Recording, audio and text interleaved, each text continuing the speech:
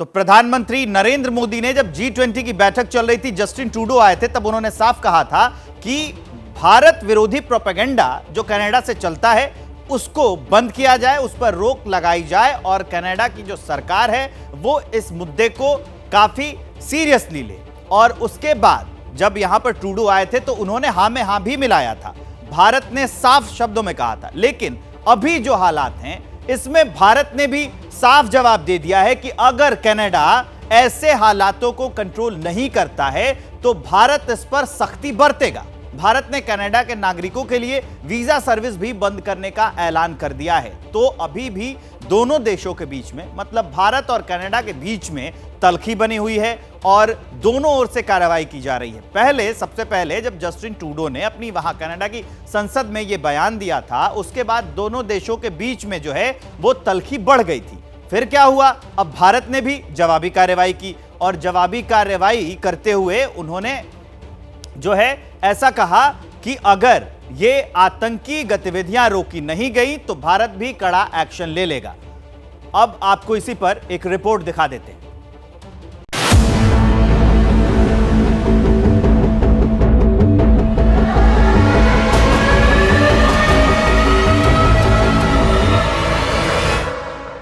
Canada के नागरिकों के लिए भारत का वीजा फिलहाल सस्पेंड। दिल्ली के कनाडा दूतावास में कर्मचारियों की संख्या घटाने के निर्देश। भारत और कनाडा के बीच चल रही मौजूदा तनातनी के बाद भारत सरकार ने ये दो बड़े और कड़े फैसले लिए। सिक्योरिटी सिचुएशन जो कनाडा में और कैनेडियन गवर्नमेंट की इनएक्शन से रहा है, उसके लिए हम इसको अस्थायी रूप में हम इसको वीजा आवेदन का जो प्रोसेस है उसमें बाधा पड़ रही है और इसीलिए हमने उसको अभी उसको स्टॉप कर रखा है। इस सख्त फैसले की वजह बना है खालिस्तानी आतंकी हरदीप सिंह निज्जर की हत्या के बाद कनाडाई प्रधानमंत्री जस्टिन ट्रूडो का भारत के खिलाफ चलाया गया प्रोपेगेंडा, जिससे दोनों देशों के रिश्तों में खटास इस कदर बढ़ गई है कि कनाडा ने भारत के राजनयिक को निष्कासित कर दिया, तो जवाब में भारत ने भी दिल्ली में कनाडा के राजनयिक को निष्कासित कर दिया।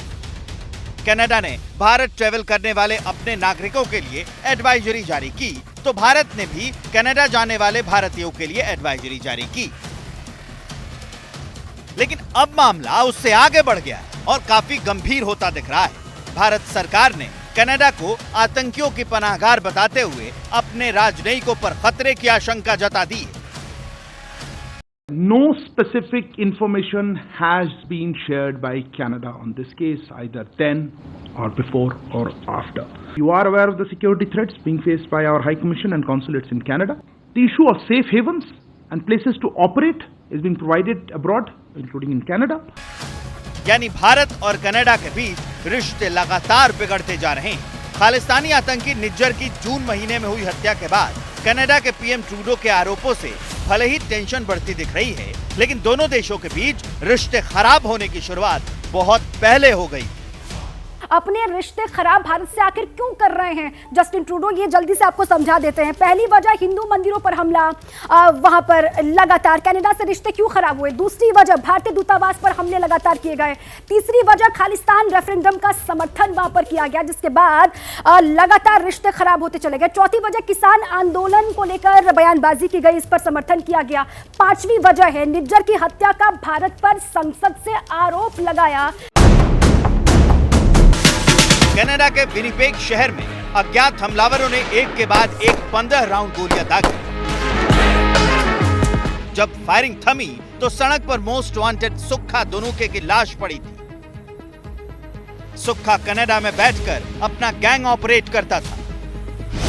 खालिस्तानी आतंकी अर्शदीप सिंह उर्फ अर्श का राइट हैंड था, एनआईए की वांटेड लिस्ट में शामिल था।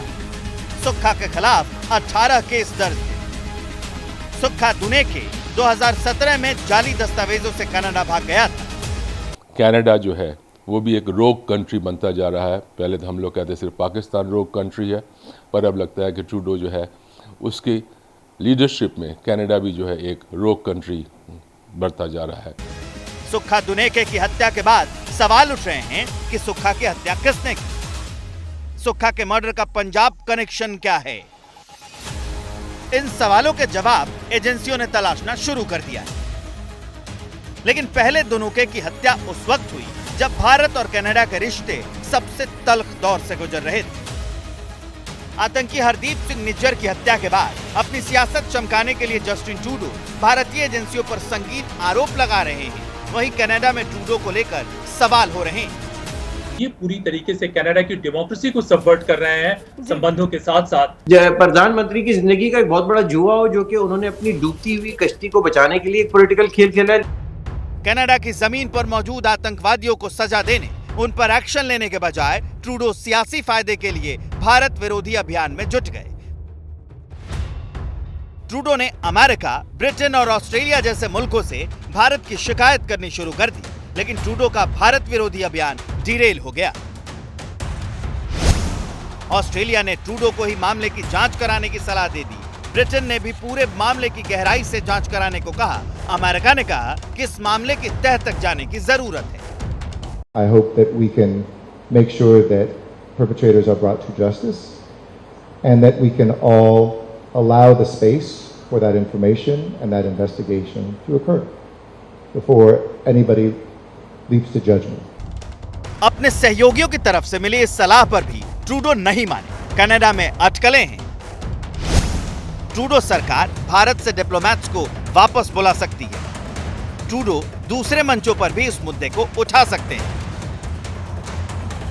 ये तब हो रहा है जब कनाडा के सबसे करीबी सहयोगी कहे जाने वाले ऑस्ट्रेलिया के पीएम एंथनी अल्बनीज ने इस मुद्दे पर सवाल पूछने वाले पत्रकारों को ही सलाह दे दी।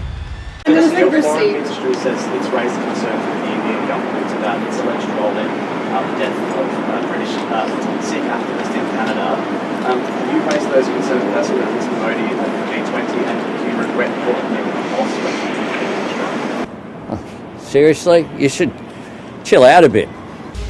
भारत के एक्शन और सहयोगियों की तरफ से दरकिनार किए जाने के बाद ट्रूडो अब असमंजस में है। चुनावी फायदे के लिए ट्रूडो खालिस्तानियों के खिलाफ मौन। कनाडा की जमीन पर 22 ऐसे दुर्दांत खालिस्तानी हैं जो भारत के खिलाफ हिंसा और जंग की बात करते हैं। ट्रूडो की खामोशी से ये आतंकी कनाडा की जमीन पर भारतीय नागरिकों के लिए खतरा बन सकते हैं। ट्रूडो ने ये कहीं ना कहीं कोशिश की है भी हम किसी ना किसी मिनॉरिटी जो सिख हैं हम उनको किस तरीके से देश से तोड़ें, उसको कैसे अलग करें, ये बड़ी चाल उन्होंने खेली है। वहां पे जाके ने यही रिक्वेस्ट की है कि जो कनाडा और इंडिया के बीच में बात हुआ है ये बड़ा अनफॉर्चुनेट है और अब क्योंकि अब वीज़ा बंद हो गए हैं, इसका बहुत ज़्यादा इम्पैक्ट पड़ा है पंजाब में और कई देश के अलग अलग सूबों में। ट्रूडो सियासी फायदे के लिए खालिस्तानियों की मदद कर रहे हैं। वहीं कनाडा में हजारों की तादाद में लोग सड़क पर उतरकर ट्रूडो सरकार की नीतियों के खिलाफ प्रदर्शन कर रहे हैं।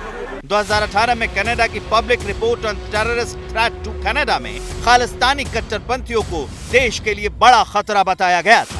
इस रिपोर्ट में कई खालिस्तानी संगठनों का नाम था, लेकिन उस खतरे की तरफ आंख मूंद कर ट्रूडो सिर्फ भारत के खिलाफ प्रोपेगेंडा फैलाने में जुटे हुए हैं। पत्रकारिता कोई इमोशन नहीं है, ना अपना कोई ज्ञान देना है और ना कोई विचार थोपना है। पत्रकारिता क्या है? पत्रकारिता का मतलब है सही जानकारी इकट्ठा करना और तथ्य बताना। पत्रकारिता आज जितने महत्वपूर्ण दौर में है, शायद पहले नहीं थी। इस दौर से निकलने के लिए सिर्फ सच दिखाने की जरूरत है, वो सच जो आपके हित को आगे रखे। इसलिए अब रात 9 बजे प्राइम टाइम नहीं होगा, ये आपका टाइम है। जगविंदर पटियाल के साथ देखिए पब्लिक इंटरेस्ट सोमवार से शुक्रवार रात 9 बजे सिर्फ एबीपी न्यूज पर। एबीपी न्यूज आपको रखे आगे।